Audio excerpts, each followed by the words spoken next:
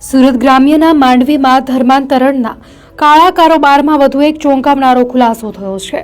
માંડવી પોલીસે આ કેસમાં વધુ એક આરોપી શિક્ષક રાકેશ વસાવાની ધરપકડ કરી છે। રાકેશ વસાવા એક ખાનગી શાળામાં અંગ્રેજી શિક્ષક તરીકે ફરજ બજાવતો હતો, પરંતુ તેનો અસલી ચહેરો કંઈક અલગ જ હતો। તે આખા ધર્માંતરણ રેકેટના માસ્ટર માઇન્ડ રામજી ચૌધરીના રહસ્ય સચિવ તરીકે કામ કરતો હતો। રાકેશ વસાવાની ભૂમિકા અત્યંત મહત્વની હતી, કારણ કે તે ધર્માંતરણ માટે વિદેશ કે અન્ય સ્થળોએથી આવતા ફંડ, ફાળો અને ખર્ચના હિસાબો રાખતો હતો। કોનું ધર્માંતરણ ક્યારે અને કોની પાસે કરાવવું તે અંગેનું આખું રજિસ્ટર રાકેશ પોતે બનાવતો હતો। અગાઉ યોજાયેલા 3 દિવસીય ખ્રિસ્તી કાર્યક્રમ અને એક સાથે 20 લોકોના ધર્માંતરણમાં પણ તેની સીધી સંડોવણી બહાર આવી છે। હાલમાં રાકેશ વસાવા 5 દિવસના રિમાન્ડ હેઠળ છે।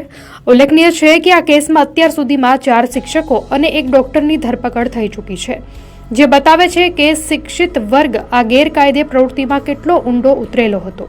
ઉલ્લેખનીય છે કે આ કેસમાં અત્યાર સુધીમાં 4 શિક્ષકો અને એક ડોક્ટરની ધરપકડ થઈ ચૂકી છે, જે બતાવે છે કે શિક્ષિત વર્ગ આ ગેરકાયદે પ્રવૃત્તિમાં કેટલો ઊંડો ઉતરેલો હતો।